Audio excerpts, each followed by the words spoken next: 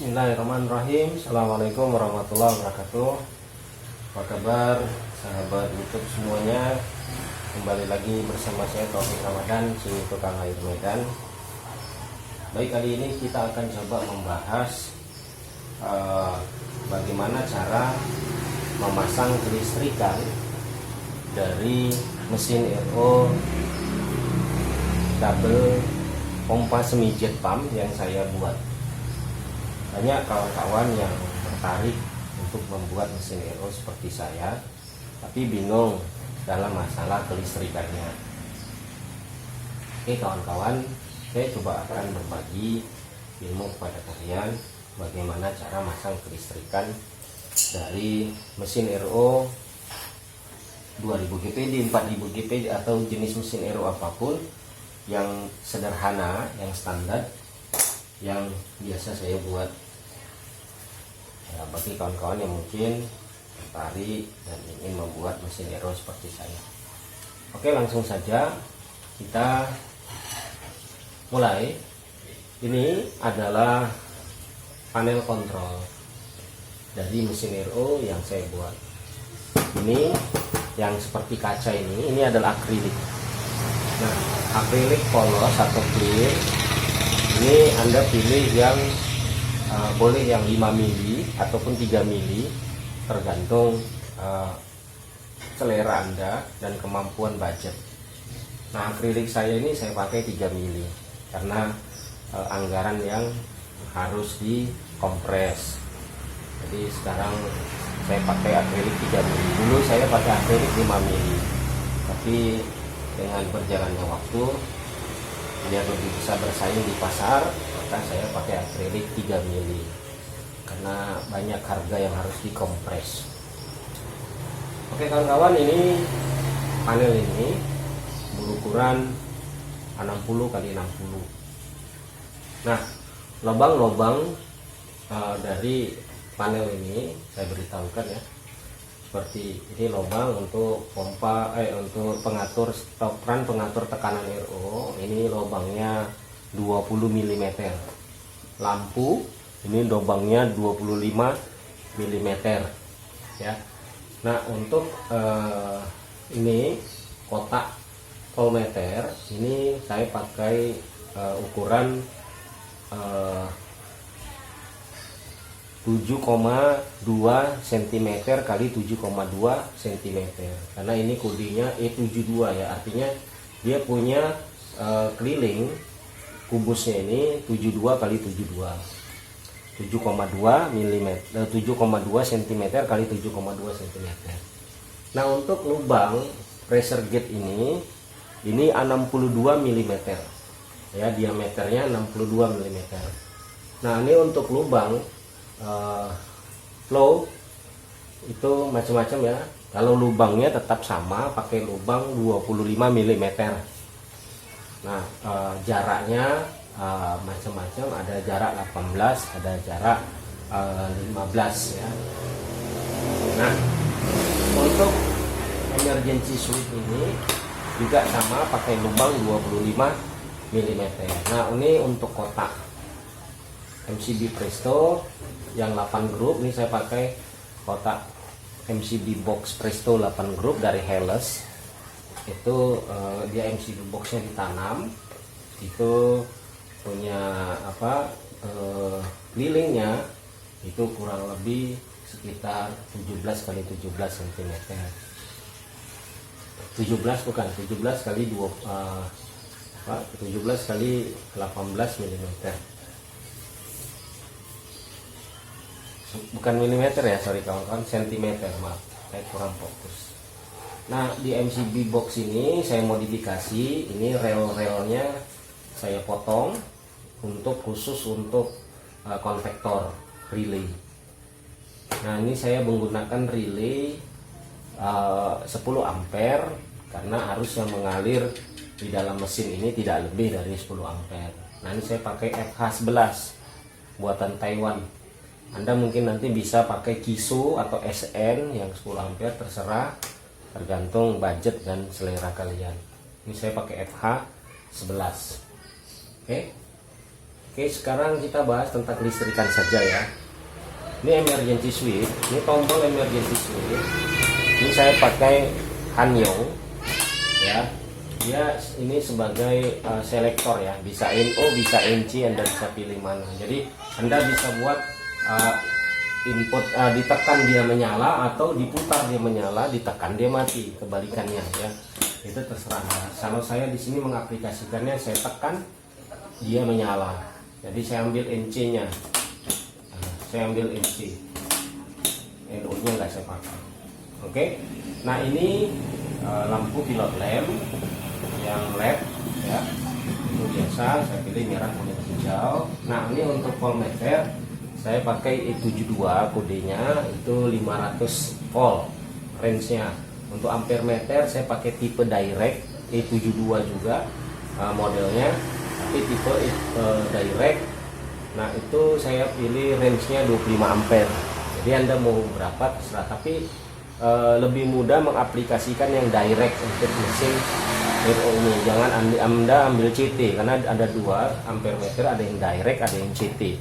Anda pilihlah yang direct, karena direct kelistrikan input bisa langsung masuk dan output bisa langsung keluar. Oke, ini MCB, saya pilih MCB 10 ampere. Anda bisa turunkan lagi, karena untuk satu pompa ini sebenarnya hanya membutuhkan MCB 4 ampere. Nah, saya kasih standar 10 ampere karena ini nanti mana tahu si pemilik akan mengupgrade atau bagaimana, itu saya kasih aja standarnya 10 ampere. Oke, sebelum saya merakit pengkabelan, saya akan coba membahas dulu bagaimana cara kerja dari kelistrikan di mesin RO saya ini.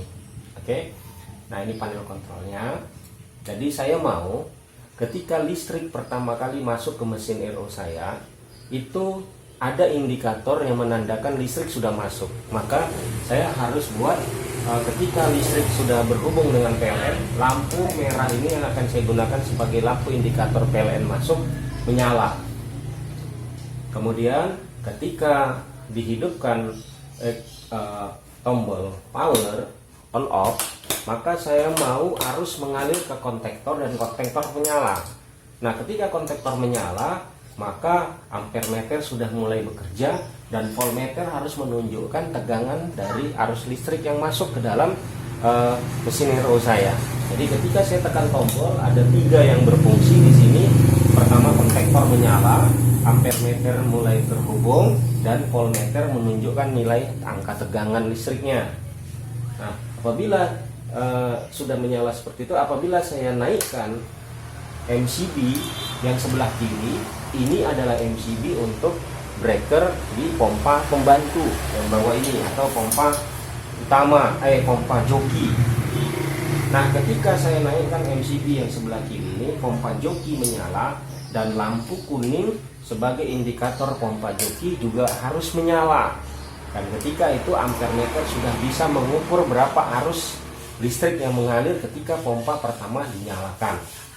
Dan ketika saya menghidupkan MCB yang kedua di sebelah kanan ini, saya mau pompa utama menyala. Dan ketika pompa utama menyala, saya mau lampu indikator pompa utama juga menyala. Jadi ketika nanti sedang mesin ini berjalan, kan suaranya beribut ya, bising.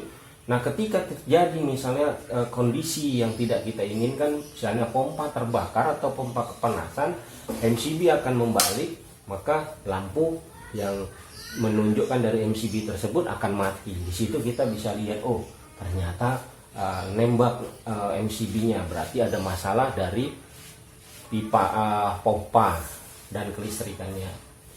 Oke, nah ketika mesin RO sudah berproduksi dan air penuh di dalam tangki, saya mau mesin RO-nya mati. Nah, ketika itu misalnya satu kondisi mesin RO penuh, mengisi air ke tangki stainless dan tangki stainless RO-nya penuh, atau tangki penampungan air RO-nya penuh, maka dia akan mematikan sistem, mematikan kelistrikan ke kontaktor. Dan ketika itu saya mau lampu semua mati, tapi lampu indikator PLN tetap menyala. Di situ kondisinya saya melihat, oh berarti air di tangki penampungan RO sudah penuh. Dan saya mau ketika air di penampungan RO sudah kosong, maka mereka bekerja kembali. Arus listrik mengalir ke kontaktor dan kontaktor akan menghubungkan arus listrik kembali kepada setiap unit. Maka kedua pompa akan menyala, lampu kuning dan lampu merah, lampu kuning dan lampu hijau akan menyala. Maka begitulah seterusnya.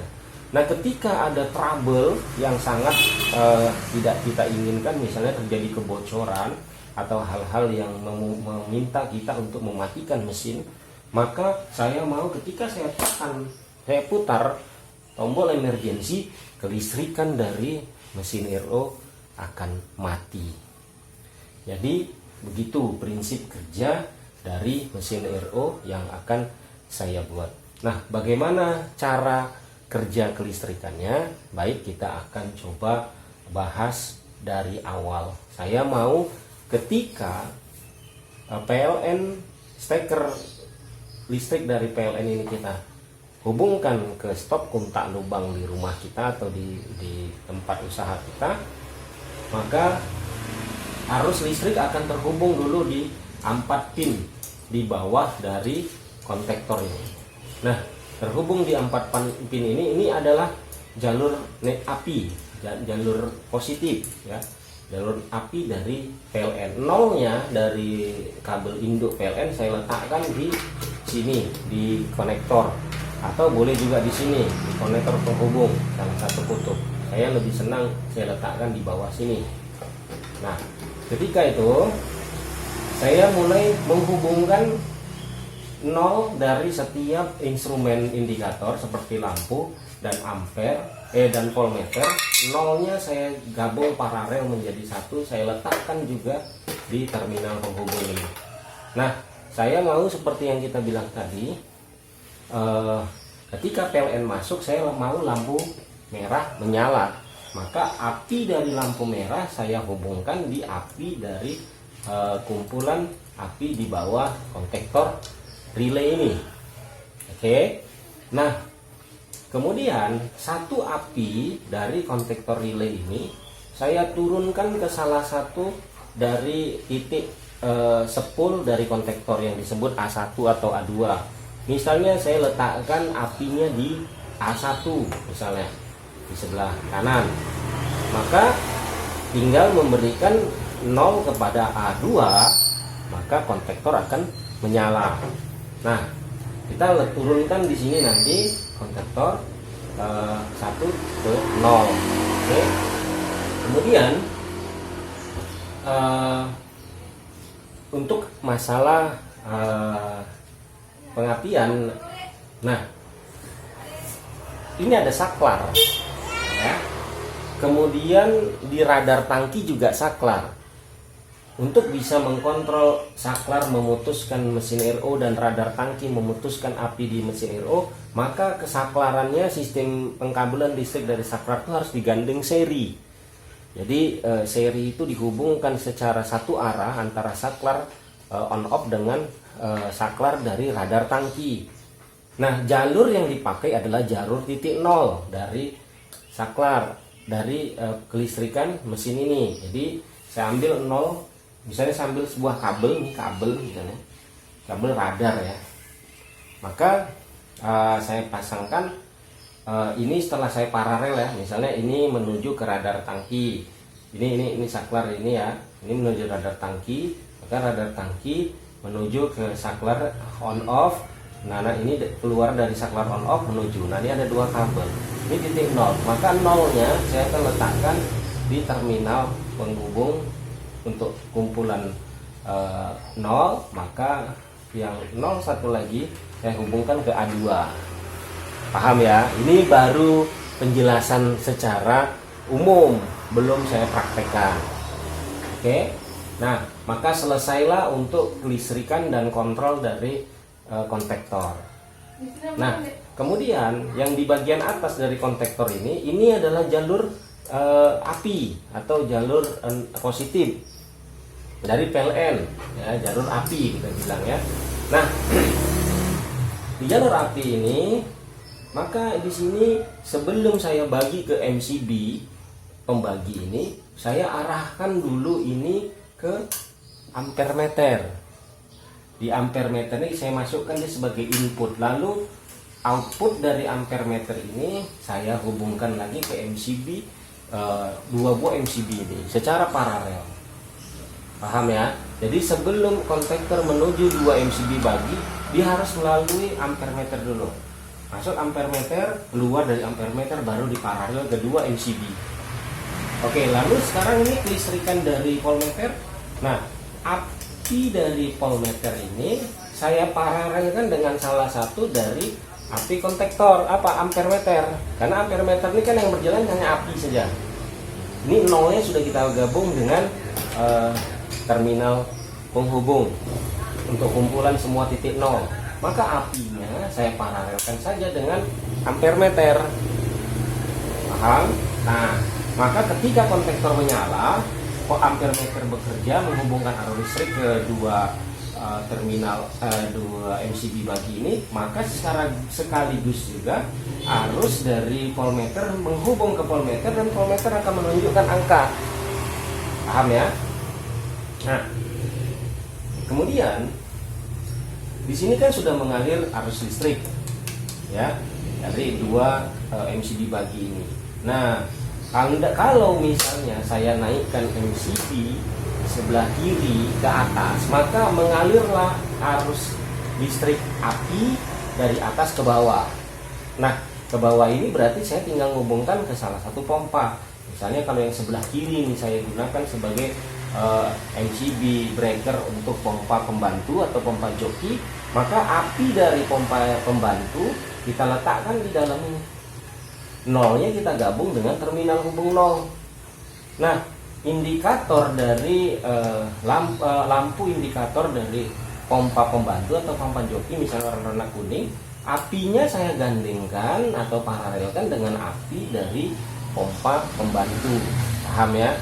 Begitu juga dengan pompa utama ini, MCB pompa utama. Apabila saya naikkan MCB pompa utama ke atas, maka mengalirlah api dari atas dari MCB pompa utama ke bawah.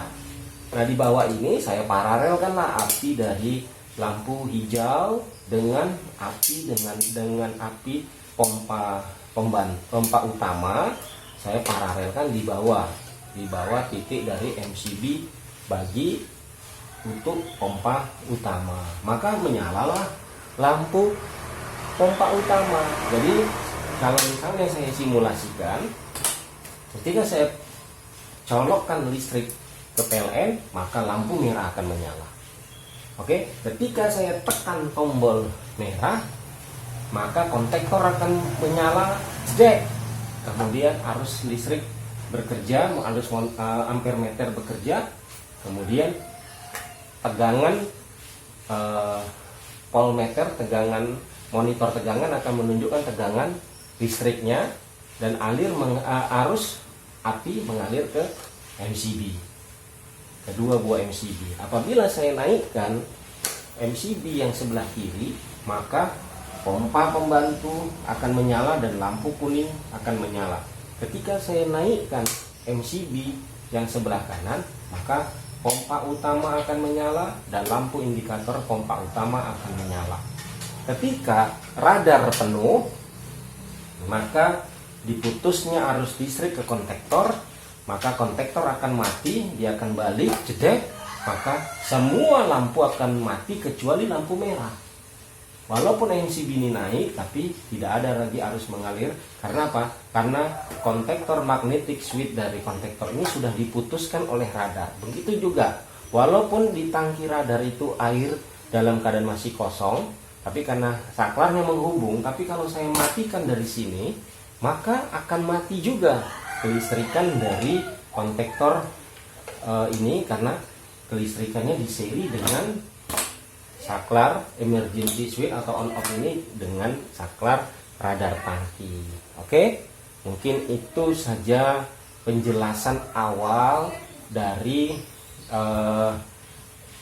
cara kerja mesin RO 2000 GPB atau mesin RO apapun yang kelistrikannya standar buatan saya, yang sederhana. Jadi siapapun pasti bisa merakitnya, walaupun dia tidak paham dengan kelistrikan.